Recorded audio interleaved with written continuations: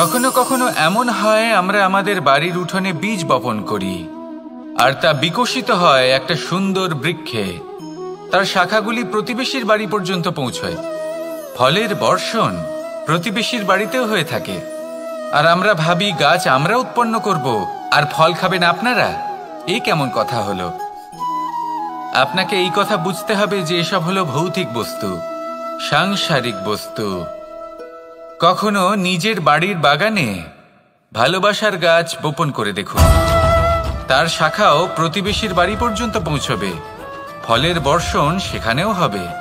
কিন্তু সেই ফল চাইতে আপনাকে যেতে হবে না, সেই ফল দ্বিগুণ মাত্রায় আবার আপনার কাছেই ফিরে আসবে।